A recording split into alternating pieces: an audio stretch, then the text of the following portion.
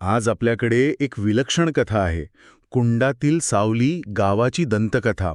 ही फक्त एक भूताची गोष्ट नाहीये, तर धनवडी नावाच्या एका शांत गावात तिथे दडलेल्या एका काळ्या रहस्याची ही उकल आहे. या कथेचा स्रोत एकच आहे, एका दंतकथेचं नाट्यमय सादरीकरण. आज आपलं उद्दिष्ट आहे ह्या कथेच्या प्रत्येक थराला उलगडणं, तिच्यातील भीतीदायक घटकांचं विश्लेषण करणं आणि त्यातील मूळ संकल्पनेच्या मुळाशी जाणं. चला या कथेत खोलवर शिरूया. हो, आणि ही कथा खरंच विशेष आहे, कारण ती आपल्या मनातल्या एका आदिम भीतीला हात घालते, म्हणजे स्वतःची ओळख गमावण्याची भीती. प्रतिबिंब आणि सावली ह्या दोन गोष्टी ज्या आपल्या अस्तित्वाचा पुरावा आहेत की नाही, त्याच इथे भीतीचं कारण बनतात. आणि गंमत म्हणजे ही कथा काही वैश्विक लोककथांच्या संकल्पनांना स्पर्श करते, जसं की डॉपलगँगर किंवा चेंजलिंग, जिथे तुमची जागा दुसरं कोणीतरी घेतं. पण ही कथा त्याही पुढे जाते. इथे फक्त तुमची जागा घेतली जात नाही, तर तुमचं शरीरच एका रिकाम्या भांड्यासारखं वापरलं जातं. आणि हा जो सूक्ष्म फरक आहे ना, तोच ह्या कथेला जास्त भयानक बनवतो. बाहेरचा एक जुना, खोल आणि भीतीदायक कुंड. आणि या कुंडाबद्दल गावात एकच वाक्य प्रसिद्ध आहे: कुंडात स्वतःचा चेहरा दिसला नाही तर सावली तुझी राहिलेली नाही. किती जबरदस्त कल्पना आहे. एका वाक्यात संपूर्ण कथेचा नियम आणि धोका दोन्ही सांगितले आहेत. अगदी. लोककथांची हीच ताकद असते. ते तुम्हाला नियमांची मोठी यादी देत नाहीत, फक्त एक सोपा लक्षात राहील असा नियम. या दाराच्या पुढे जाऊ नकोस, ती वस्तू उचलू नकोस, किंवा इथे स्वतःचा चेहरा दिसला नाही तर. हा नियमच अर्धी भीती निर्माण करतो, कारण तो अतार्किक वाटतो. चेहरा का दिसणार नाही आणि त्याचा सावलीशी काय संबंध? आपलं तर्कशास्त्र तिथेच संपतं आणि भीतीची सुरुवात होते. आणि याच तर्कशास्त्राला घेऊन कथेत येतो विराज, शहरातला एक तरुण ज्याचा या सगळ्या गोष्टींवर विश्वास नाही. तो एक प्रकारे आपल्या सगळ्यांचं प्रतिनिधित्व करतो. तो त्या गावासाठी एक बाहेरचा माणूस आहे, जो तिथल्या प्राचीन नियमांना आधुनिक तर्काने तोडायला बघतो. पण कथा आपल्याला हेच दाखवते की काही जागांचे नियम ते तर्काच्या पलीकडेच असतात. बरोबर. विराटचं पात्र असणं खूप महत्वाचं आहे, कारण त्याच्यामुळेच हा संघर्ष निर्माण होतो. जर गावातले सगळेच लोक त्या कुंडाला घाबरत असते, तर कोणीच तिकडे गेलं नसतं आणि कथाच घडली नसती, की नाही? विराटचा अविश्वासच त्या दंतकथेला स्वतःला सिद्ध करण्याची संधी देतो. हा खरं तर आधुनिकता विरुद्ध परंपरा असा संघर्ष आहे, ज्यात परंपरेचं रूप खूपच भयानक आहे. आणि तो संघर्ष फार काळ टिकत नाही. एका रात्री विराजला झोप येत नाही आणि तो फिरायला बाहेर पडतो. पाण्याचा आवाज त्याला त्या कुंडाकडे खेचून नेतो. हे सुद्धा किती सूचक आहे. जणू काही तो कुंडच त्याला बोलवत होता, त्याला आवाहन देत होता. तो कुंडावर वाकून आपला प्रतिबिंब पाहतो, पण पाण्यात त्याचा चेहरा नसतो. त्याच्या जागी एक भयानक चेहरा दिसतो, फाटलेली त्वचा, पांढरे डोळे आणि तुटलेलं तोंड असलेला. आणि सर्वात भीतीदायक गोष्ट म्हणजे तो चेहरा विराजकडे पाहून हसतो. बापरे, इथून खऱ्या अर्थाने भय सुरू होतं. स्वतःच्या जागी दुसऱ्या कोणाला तरी पाहणं, तेही एका विकृत रूपात. ही कल्पनेच्या पलीकडची गोष्ट आहे. याला मानसशास्त्रात अनकॅनी व्हॅली म्हणतात. जेव्हा एखादी गोष्ट माणसासारखी दिसते पण तंतोतंत माणसासारखी नसते, तेव्हा आपल्याला तिची सर्वाधिक भीती वाटते. तो चेहरा जर एखाद्या राक्षसाचा असता तर कदाचित विराज तितका घाबरला नसता. पण तो चेहरा माणसाचाच होता, फक्त तो विद्रूप होता. हे जास्त अस्वस्थ करणार आहे. आणि ते हसणं, माझ्यासाठी तो सर्वात भीतीदार क्षण होता. कारण ते हसणं हे सांगत होतं की समोरची शक्ती केवळ अस्तित्वात नाही, तर ती बुद्धिमान आहे. तिला स्वतःची जाणीव आहे. ती विराजला डिवचत आहे, त्याच्या भीतीचा आनंद घेत आहे. अगदी. तो हसण्याचा क्षण म्हणजे त्या शक्तीने घोषित केलेला विजय आहे. हो, क्रूर वाटतं ते खूप. अगदी बरोबर. ते हसणं म्हणजे एक संवाद आहे. ती शक्ती विराजाला सांगत आहे, मी तुला पाहू शकते. मला माहीत आहे तू घाबरला आहेस आणि मी जिंकले आहे. या एका क्षणात विराजच्या वास्तवाचा पायाच ढासळतो. जी गोष्ट तो दंतकथा समजत होता, ती आता त्याच्यासमोर हसत उभी आहे. त्याचा आधुनिक जगाचा तर्काचा फुगा तो फुटतो. तो आघात इतका मोठा असतो की विराज घाबरून मागे सरकतो. तो स्वतःला सावरण्याचा प्रयत्न करतो. कदाचित त्याला वाटलं असेल की हा मनाचा खेळ आहे, प्रकाशाचा खेळ आहे. तो आपला उजवा हात, मग डावा हात वर करून पाहतो, पण जमिनीवर त्याची सावलीच नसते. संपलं.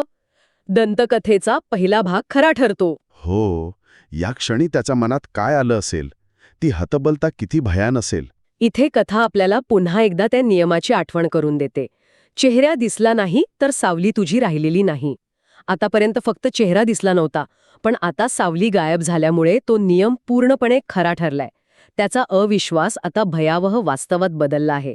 आणि मग जे घडतं ते या भीतीला शारीरिक पातळीवर घेऊन येतं. हो, तो मागे वळतो तर पाण्यात दिसलेला तोच चेहरा, तेच अस्तित्व त्याच्या मागे उभं असतं. त्याच्या शरीरातून पाणी गळत असतं. म्हणजे धोका आता फक्त पाण्यात किंवा प्रतिबिंबात राहिलेला नाहीये. नाही, तो भौतिक जगात उतरलाय. आणि तो विराजवर हल्ला करतो.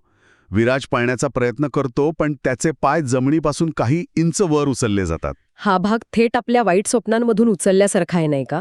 अनेकांना असे अनुभव येतात जिथे त्यांना पळायचं असतं पण पाय उचलत नाहीत, ओढायचं असतं पण आवाजच फुटत नाही. हो, याला स्लीप पॅरालिसिसशी जोडलं जातं. ही आपल्या शरीरावरचं नियंत्रण गमावण्याची आदिम भीती आहे. विराजला कोणीतरी अदृश्य शक्तीने कुंडाकडे परत ओढायला सुरुवात करते. तो ओरडण्याचा प्रयत्न करतो, पण त्याचा आवाजच फुटत नाही. आणि क्षणात त्याला पाण्यात खेचलं जातं. यानंतरचं वर्णन तर खूपच भयानक आहे. पाणी पुन्हा शांत होतं, जणू काही घडलंच नाही. म्हणजे निसर्गालाही याची सवय आहे. हो, त्या कुंडासाठी ही एक सामान्य घटना आहे. बरोबर. पाणी शांत होणं हे सूचित करतं की निसर्ग त्या अमानवी शक्तीच्या बाजूने आहे. जे काही घडलं ते त्या जागेसाठी, त्या कुंडासाठी अत्यंत नैसर्गिक होतं. विराजचं अस्तित्व पुसलं गेलं आणि सृष्टीवर त्याचा काहीही परिणाम झाला नाही. ही वैश्विक उदासीनता त्या घटनेला अधिकच भयंकर बनवते. शहरातून आलेला, स्वतःला हुशार समजणारा विराज त्या प्राचीन शक्तीसमोर एका किड्यासारखा चिरला जातो आणि निसर्ग त्याची दखलही घेत नाही. दुसऱ्या दिवशी सकाळी गावकरी कुंडाजवळ जमतात. विराज तिथे नसतो. तिथे फक्त त्याच्या चपला पडलेल्या असतात, जे त्याच्या शेवटच्या क्षणांचे मूक साक्षीदार असतात. आणि एक अत्यंत विचित्र गोष्ट दिसते. कुंडाच्या काठावर विराजची सावली असते, पण शरीर नसतं. हे कसं शक्य आहे? तेच तर. मला सांगा, सावलीला अस्तित्वात राहण्यासाठी शरीराची गरज असते, पण इथे ती सावली स्वतःहून हलत असते, जणू कोणाला तरी शोधत आहे. हा कथेतील अत्यंत महत्वाचा आणि गुंतागुंतीचा भाग आहे. इथे कथा भौतिकशास्त्राचे नियम तोडते आणि स्वतःचे नवे भयानक नियम तयार करते. या क्षणी गावातील एक वृद्ध स्त्री त्या दंतकथेचा पुढचा अधिक भयावह भाग सांगते. कुंड सावली घेतो, पण शरीर परत करतो. म्हणजे हा फक्त मृत्यू नाही, ही तर एक प्रकारची अदलाबदल आहे, एक भयानक व्यवहार. हो, तोपर्यंत आपल्याला वाटत होतं की कुंड फक्त जीव घेतो, पण नाही. तो माणसाचं मूळ अस्तित्व, त्याचा आत्मा किंवा ओळख, जी इथे सावलीच्या रूपात दर्शवली आहे, ती काढून घेतो आणि त्या बदल्यात फक्त शरीररूपी पोकळ कवच परत पाठवतो. ती एकटी हलणारी सावली हे विराजच्या हरवलेल्या अस्तित्वाचं प्रतीक आहे. ती आता स्वतंत्र आहे, पण कशासाठी? तिचा उद्देश काय? ती कोणाला शोधतीये? आपल्या शरीराला की मदत मागतीये? हा प्रश्न कथा उपस्थित करते आणि आपल्याला अस्वस्थ करून सोडते. ती पडली आहे. ती जणू काही मदत मागत आहे किंवा जे घडलंय ते सांगण्याचा प्रयत्न करत आहे, पण तिला कोणीही समजू शकत नाही. ती एक प्रकारे भूत बनली आहे, पण स्वतःच्याच हरवलेल्या शरीराचं भूत. आणि मग कथेचा शेवट त्या रात्री होतो, जिथे दंतकथेचा दुसरा भाग खरा ठरतो. हो, गावातील एका घराच्या भिंतीवर विराजची सावली दिसते. घरातला माणूस घाबरून विचारतो, कोण आहे बाहेर? आणि बाहेरून आवाज येतो, मी विराज, दार उघड. तो आवाज तो विराजचाच असतो, तो विश्वासघातकी आवाज. आणि दार उघडलं जातं. पण कथा एका गूढ वाक्यावर संपते, पण आत कोण आलं हे आजही कोणालाच माहीत नाही. इथे त्या वृद्ध स्त्रीची भविष्यवाणी खरी ठरते. शरीर परत येतं, पण ते शरीर आता विराजचं नसतं. ते एक असं काहीतरी आहे ज्याने विराजचा आवाज आणि ओळख चोरली आहे. या शेवटच्या दृश्याने भीती केवळ त्या कुंडापुरती मर्यादित न राहता संपूर्ण गावात पसरते. हो, आता धोका घराच्या दारापर्यंत पोचला आहे. गावातील सुरक्षित जागा, आपलं घर, तेच आता असुरक्षित झालं आहे. यालाच इन्फिल्ट्रेशन हॉरर म्हणतात. धोका बाहेर नाही तर तुमच्या आत, तुमच्या समाजात, तुमच्या घरात शिरला आहे. हे त्या मानसशास्त्रीय विकारासारखं आहे ज्याला कॅपग्रास डिल्युजन म्हणतात, जिथे रुग्णाला वाटतं की त्याच्या जवळच्या व्यक्तीला बदलून त्याच्या जागी कुणीतरी बहुरूपी आला आहे. ही कथा त्या मानसिक भीतीला वास्तवात उतरवते. आत आलेली गोष्ट विराजसारखीच दिसते, विराजसारखीच बोलते. तिला कसं ओळखणार, तिच्यापासून बचाव कसा करणार?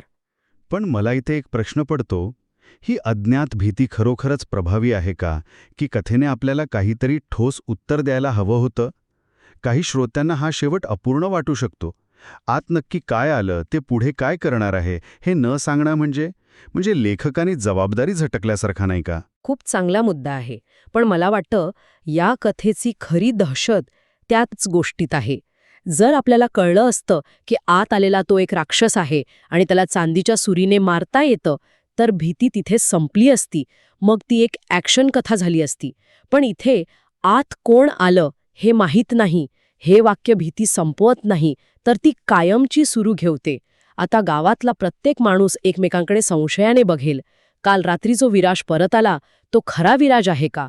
आणि उद्या जर माझा भाऊ किंवा माझी पत्नी विचित्र वागायला लागली तर ती तीच व्यक्ती आहे की कुंडाने परत पाठवलेले शरीर? ही पॅरानोया, हा संशय, हाच या कथेचा खरा खलनायक आहे. म्हणजे भीतीचं उत्तर मिळण्याऐवजी ती अनेक पटीने वाढते आणि कायमची गावकऱ्यांच्या मनात घर करून राहते. हे जास्त भयानक आहे. नक्कीच. ही अननोन किंवा अज्ञात भीतीची ताकद आहे.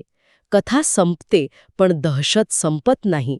ती श्रोत्यांच्या मनात सुरू राहते. तर एका साध्या दंतकथापासून सुरू झालेला हा प्रवास आपल्याला ओळख गमावण्याच्या, अस्तित्वाच्या अदलाबदलीच्या आणि ओळखीच्या चेहऱ्याआड लपलेल्या अनोळखी भयापर्यंत घेऊन जातो. पाण्यात दिसलेल्या विकृत चेहऱ्यापासून ते दारावर थाप मारणाऱ्या विराजच्या आवाजापर्यंत ही कथा आपल्याला शेवटपर्यंत खिळून ठेवते. या कथेची ताकद तिच्या नियमांमध्ये आहे आणि त्यातून निर्माण होणाऱ्या गूढतेमध्ये आहे. सावली आणि शरीर वेगळं होण्याची कल्पनाच मुळात अस्वस्थ करणारी आहे. सावली, जी आपल्यापासून कधीच वेगळी होऊ शकत नाही, तीच जेव्हा स्वतंत्र अस्तित्व बनते तेव्हा आपल्या अस्तित्वाचे सगळे नियमच मोडीत निघतात. ही कथा फक्त भीती दाखवत नाही, तर आपल्या अस्तित्वाच्या पायावरच प्रश्नचिन्ह निर्माण करते. मी कोण आहे या प्रश्नाचं उत्तर जर तुमचं प्रतिबिंब आणि तुमची सावलीच देत नसेल, तर ते उत्तर आहे तरी काय? जाता जाता एक विचार करण्यासारखा मुद्दा. कथा सांगते की आत कोण आलं हे कोणालाच माहीत नाही. म्हणजे विराजचं शरीर, ज्यात आता दुसरीच कोणतीतरी शक्ती आहे, ते गावात परत आलंय आणि कदाचित ते आणखी बळी घेईल. पण त्या दुसऱ्या भागाचं काय? जी सावली कुंडाजवळ एकटी फिरत होती, कोणाच्या तरी शोधात होती, ती कुठे गेली? हा एक अतिशय महत्वाचा प्रश्न आहे, ज्याकडे कथेने सोयीस्करपणे दुर्लक्ष केलं आहे. कदाचित ती अजूनही तिथेच भटकत असेल. विचार करा, जर शरीर आता एका वेगळ्याच शक्तीच्या ताब्यात गावात फिरत असेल, तर ती एकटी पडलेली हरवलेली सावली नक्की कोणाला शोधत आहे? आपल्या शरीराला परत मिळवण्यासाठी की गावकऱ्यांना येणाऱ्या धोक्याची सूचना देण्यासाठी? कदाचित ती सावली त्या नवीन खोट्या विराजला थांबवण्याचा प्रयत्न करत असेल, पण कोणीही तिची भाषा समजू शकत नाही. ती भिंतींवर दिसते, लोकांना इशारा देऊ पाहते, पण लोक तिलाच भूत समजून घाबरतात. कदाचित त्या कुंडाची खरी शोकांतिका त्या शरीरात नाही, तर त्या भटकणाऱ्या, एकाकी पडलेल्या सावलीत दडलेली असेल. खरा विराज त्या सावलीच्या रूपात कैद आहे आणि आपल्याच शरीराला एक राक्षस म्हणून गावात फिरताना पाहतोय. यापेक्षा मोठं दुःख आणि हतबलता काय असू शकते?